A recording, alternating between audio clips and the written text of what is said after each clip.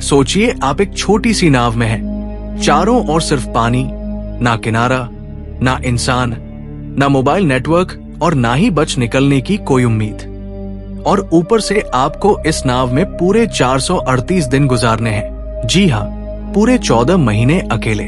क्या आप जिंदा रह पाएंगे?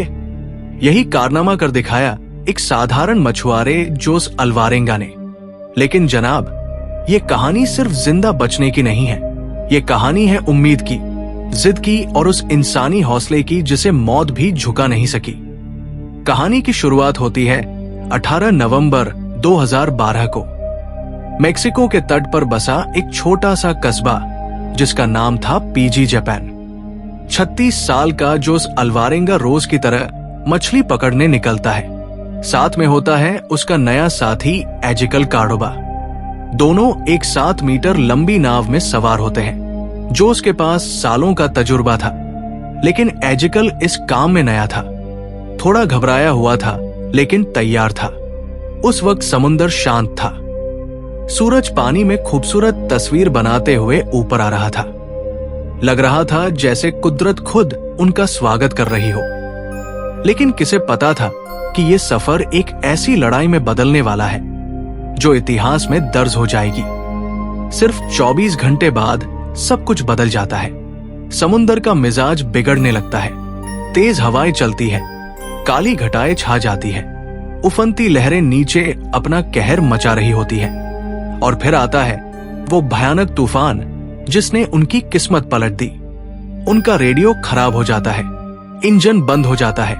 अब नाव सिर्फ लहरों के हवाले थी। जिंदा रहने के लिए उन्हें नाव का बोझ हल्का करना पड़ा। सारी मछलियां समुंदर में फेंकनी पड़ी। लेकिन तब तक तूफान उनकी नाव को 400 किलोमीटर दूर खुले समुंदर में ले गया था। ना अपना किनारा था, ना मदद थी। बस एक नाव थी, 2 लोग थे और अंतहीन समुंदर था। कुछ दिनों तक दोनों ने बारिश का पानी जमा करके पिया। कभी समुंदर पर उड़ते परिंदों को पकड़ते और कभी कच्ची मछलियां खाते। कभी कभी कछुओं का खून पीते और उनकी आंतें खाते। ये सब सुनकर अजीब लगता है ना? लेकिन जब मौत सामने खड़ी हो तो हर चीज जिंदा रहने का जरिया बन जाती है। 4 महीने बाद एजिकल बीमार पड़ गया। भूख, धूप और डिप्रेशन ने उसे अंदर से तोड़ दिया था। वो डर की वजह से बात भी नहीं कर पा रहा था। और फिर एक सुबह वो हमेशा के लिए चुप हो गया। जोस ने अपने साथी के शव को समुंदर को सौंप दिया, हाथ जोड़कर प्रार्थना की। और इसके बाद जोस के पास सिर्फ एक चीज बची, तन्हाई। अब अकेलेपन की असली कहानी शुरू होती है। 438 दिन, हर दिन मौत की आंखों में आंखें डालनी पड़ती थी। धूप में जिस्म जलता और रात को ठंड हड्डियों में उतर जाती थी। वो चिल्लाता, रोता, खुद से बातें करता, लेकिन जवाब देने वाला कोई नहीं था। फिर एक दिन दूर से उसे एक जहाज दिखा। उसने कपड़े लहराए, नाव हिलाई, पूरी ताकत लगा दी, लेकिन जहाज उसे देखे बिना चला गया। उस पल उम्मीद भी रो पड़ी थी। वक्त बीतता गया। पहले 6 महीने, फिर 8, फिर 11। अब जोस इंसान नहीं, एक आदत बन चुका था। जैसे हर दिन खुद को एक नई मौत से उठाकर वापस लाना उसका नियम बन चुका था। उसका जिस्म अब सिर्फ हड्डियां रह गया था। त्वचा झुलसी हुई और आंखें अंदर धंस गई थी। फिर एक दिन 30 जनवरी 2014 को उसने समुंदर में कुछ अजीब देखा।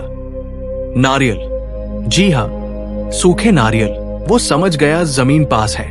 उसने आखिरी बार हिम्मत जुटाई, नाव को मोड़ा और सामने था मार्शल आइलैंड का तट। जैसे ही नाव किनारे पहुंची, वो समुंदर में कूद पड़ा, रेंगता हुआ, कांपता हुआ। जब उसके पैर जमीन से टकराए तो वो फूट फूट कर रोने लगा।